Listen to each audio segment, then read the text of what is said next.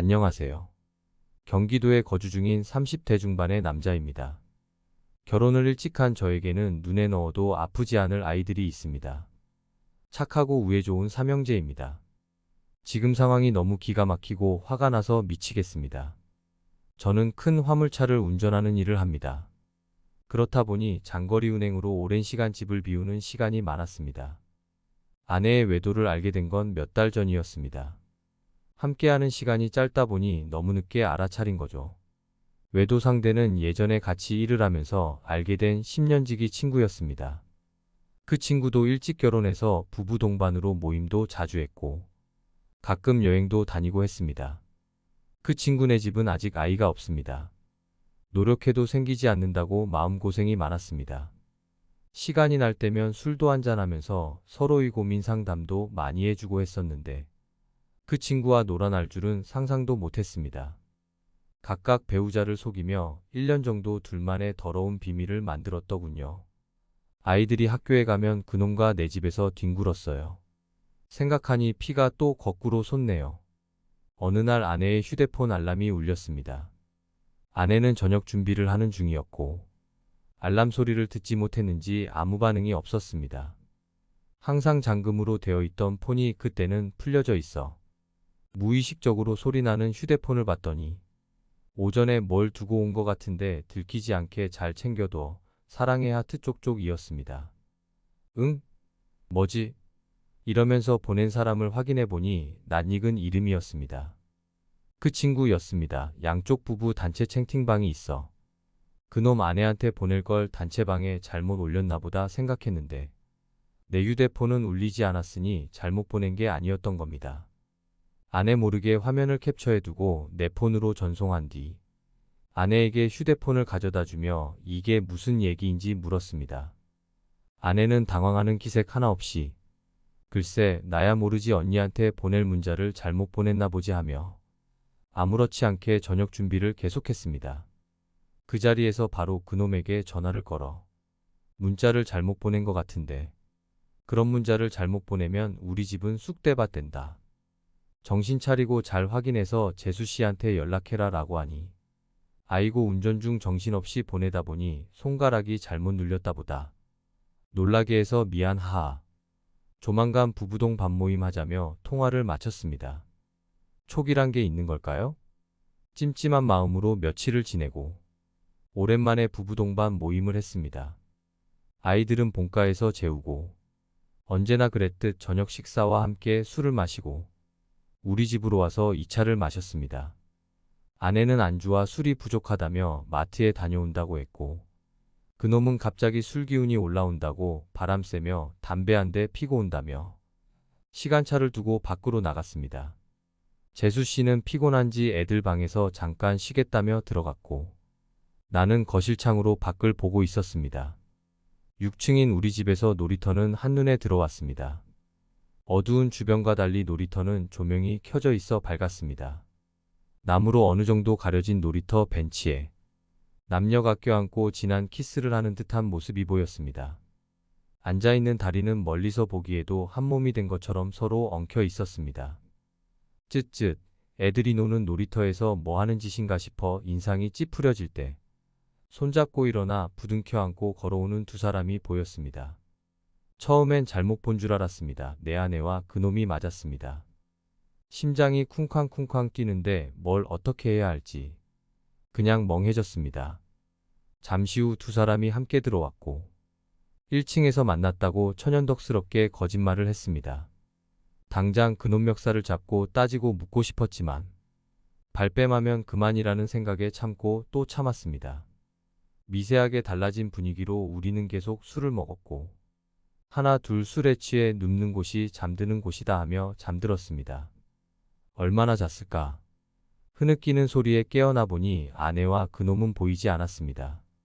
재수 씨는 큰 아이방에서 자고 있었고 소리를 따라 도착한 곳은 작은 애들 방이었습니다. 문은 완전히 닫히지 않은 채 흐느끼는 소리가 아닌 신음소리와 질퍽질퍽 소리가 함께 들렸습니다. 그 자리에 얼어붙은 저는 문을 열지도 못하고 한동안 서 있었습니다. 정신을 차리고 이게 무슨 짓이냐 소리치며 문을 열었습니다. 두 사람은 놀란 토끼 눈을 하며 어쩔 줄 몰라 했습니다. 바로 달려가 그놈 얼굴에 주먹을 날렸습니다. 그래도 분이 풀리지 않아 여기저기 주먹질을 하고 있는데 아내가 전라의 몸으로 나를 붙잡고 말렸습니다. 말리지 마, 이거나 하며 손을 뿌리치면서 손등으로 아내 얼굴을 치게 되었습니다. 일부러 폭력을 쓴 게 아닌 정말 뿌리치면서의 실수였습니다. 아내는 빨갛게 상기된 얼굴로 지금 나를 때린 거야? 이렇게 폭력적이니 내가 무서워서 살 수가 없어. 당장 사과해. 그렇지 않으면 폭력으로 이혼 신청할 거야. 정말 황당해서 말이 나오지 않더군요. 이런 말도 안 되는 상황에 다리에 힘이 풀려 옷이나 제대로 챙겨 입고 나와서 얘기해 하고는 거실로 나와 그 둘을 기다리고 있었습니다.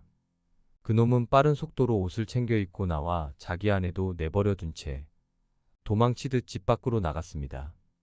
한참 동안 기다려도 아내는 나와보지 않아 다시 방으로 가보니 나체로 술 취해 뻗어 있었습니다. 한숨도 잘 수 없던 저는 재수 씨를 깨워 대충 둘러대고 집으로 보낸 후 속 편하게 자고 있는 아내도 깨웠습니다. 정신을 차린 아내는 새벽 일이 떠올랐는지 고개도 들지 못하고 조심조심 거실로 나왔습니다. 모든 게 실수다, 미안하다, 잘못했으니 용서해달라 라는 이야기가 나올 줄 알았습니다. 당신이랑 더 이상 살고 싶지 않으니 이혼해달라. 이게 아내 입에서 나온 첫 번째 말이었습니다. 싹싹 빌어도 모자랄 판에 이혼을 요구하다니. 너무 화가 나 뺨을 때렸습니다. 뺨을 맞은 아내는 그래 차라리 때려. 폭력적이라 못 살겠다고 이혼 신청할 테니까 라며 방으로 들어가 짐을 챙기더니 집을 나갔습니다. 하룻밤 사이 너무 많은 일이 일어났습니다. 내 친구와 바람난 사실만으로 버거운데 그 두 사람이 뒹구는 모습을 보고 잘못했다는 사과도 없이 이혼을 요구하는 아내도 어처구니가 없었습니다. 아내가 나간 후 재수 씨에게 연락을 했습니다. 놀라지 말고 잘 들어라. 어제 무슨 일이 있었는지 이야기를 해주니 이미 다 알고 있었다는 듯한 반응이었습니다.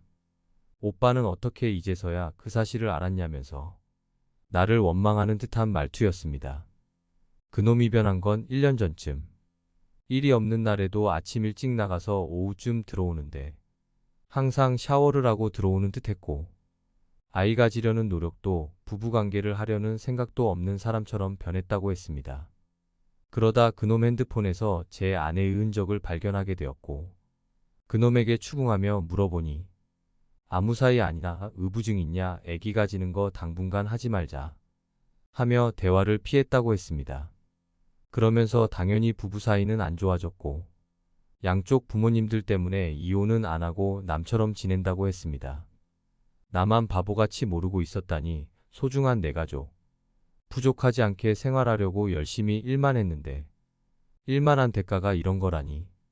더 화가 나는 건 외부 모텔이 아닌 내 집에서, 그것도 부부 침실, 아이방 가리지 않고 더러운 것들 욕구에만 충실했다는 게 미칠 것 같았습니다. 이혼은 내가 요구해야 하지만 아직 아이들은 엄마의 손길이 필요한 나이입니다. 아이들 때문에 이혼은 미루고 싶은데 오히려 아내가 이혼을 요구하고 있습니다. 이미 집을 나간 후 혼자 살 집도 구한 듯합니다. 그리고 아직 젊어 일자리도 바로 구한 것 같았어요. 아이들에게 이혼 얘기를 할 수 없어. 엄마는 일을 해야 해서 집을 따로 구해 지내고 있다고만 이야기해 주었습니다. 주말에는 아내가 애들을 데리고 나가 저녁까지 함께 시간을 보내고 집에 데려다주고 바로 돌아갑니다. 그놈과 계속 만나고 있는지는 잘 모르겠습니다. 우선 그놈이 집에 드나들었다는 증거를 수집 중에 있습니다. 어느 정도 증거가 모아지면 상간남 소송을 할 예정입니다. 바보 같지만 아직까지 아내와의 이혼은 생각하고 있지 않은데 계속 이혼을 요구하며 집에 들어오지 않는 아내를 어떻게 해야 할까요? 매일 술 없이 잠들 수 없습니다. 원하는 대로 이혼을 해주고 위자료 소송을 해야 할까요? 아이들 때문에 이렇지도 저렇지도 못하는 바보 같은 한심한 남자였습니다.